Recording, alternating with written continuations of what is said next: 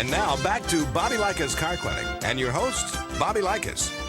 Welcome back to Bobby Likis Car Clinic. Glad to have you in the house. I want to remind you every Saturday from 10 till noon Eastern Time, you know that you can call in 888 Car Clinic every Saturday, real time, 10 till noon Eastern.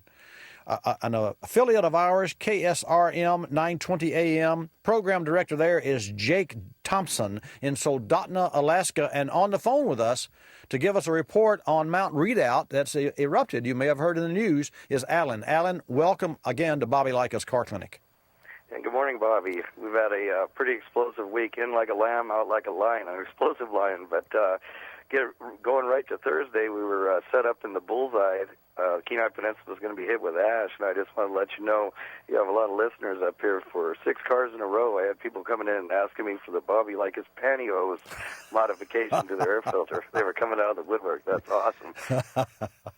And for those of you who are not familiar, we talked about, this is before actually Mount Redoubt erupted. We're talking about what you would do, and Alan, you run a service center there, Mr. Goodwrench Service, is that correct? That's correct. We offer a drive-through oil change service, and we're affiliated with Hutchings Chevrolet. And what we're going to be offering, and I've let the word out to everybody, that we are going to be blowing out. Should we get more ashfall, we did finally get some down here, a trace amount on windshields, and I've got a few pictures. But south of us, Anchor Point got hit pretty hard, which is about 60 miles away, and we had a number of customers come in on their way to Anchorage for flights out. They have about a 200-mile trip and came in for a stopover and had their air filter vacuumed and their car washed and got the dust off pretty effectively. I'll imagine that ash gets in everything. It's just pure silica, right? Yes, it is, and it's I describe it as like a dark powdered sugar kind of for its consistency.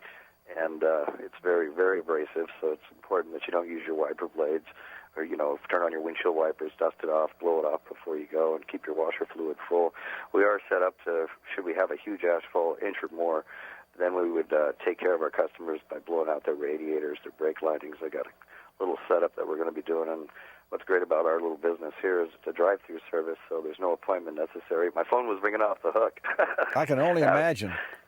Well, we talked about the pantyhose, and that was an idea that we came up with regard to actually taking the pantyhose and stretching across the inlet to the air filter box so that you could save the air filter and allow more time. And then when the car ran as far as it would go, this is in a real storm when the ash was so heavy that you maybe go, and I've never been there, but I would say 5 or 6 or 8 miles, and then you could just pull the pantyhose off, and then you go until the filter gets stopped up, and then you had to replace the filters. You have some customers that are, and how many filters would you recommend that you take in your car? I mean, 1, 2, 3? Well, we've had an increase in sales. Some customers are, buying, 3 and 4 at a time.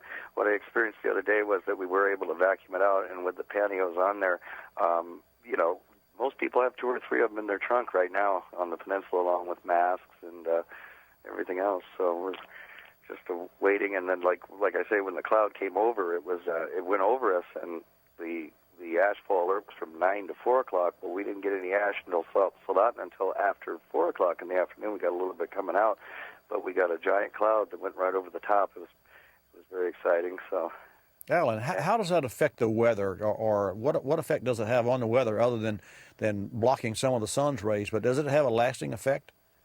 Actually, it floats up in the atmosphere. It's my first experience with it, but when you look at one of the clouds on a clear day, it's been snowing, and on the 15th we were able to actually see steam coming out of the volcano. We're about 50 miles away, and we can look at it out. Almost every street is, dead ends to Redoubt. We have Mount Redoubt Street, which is a block away, and if you drive down it, you can see the mountain 50 miles away, and depending on, it's right there everywhere you go. It's kind of adds charm to our community up here, but we are... Anytime the news companies come or news channels come down, they usually go down to our beach there and take their pictures. But we've been covered by cloud cover most until Thursday, and then it opened up, and we were able to get some pictures and see what was going on. And you could see the gray cloud up higher than airplanes fly. The shots on the Avio network, they even show it going up into in the atmosphere from a satellite. You can see the plume. It's 65,000 feet in the air. It shoots it up, and then it just kind of floats. Well, and where it lands, nobody really knows. Today we're set up in the bullseye again, it looks like, but then it hasn't erupted since about 2:30 this morning. We're still on the watch level, so it's kind of as we go. Well, that's as life is, and I appreciate your calling, and send us some photos, and what we'll do is we'll add those to our YouTube presentation that we're going to build regarding your report here from Soldotna, well, great, Alaska. Bobby. Okay, thank you, my Thanks friend. again. You have a great day. You too. Take care. We will. Bye-bye. Bye. Now, you talk about weather affecting your automobiles in wet weather, in the snow, but what about the ash from an eruption? Unbelievable.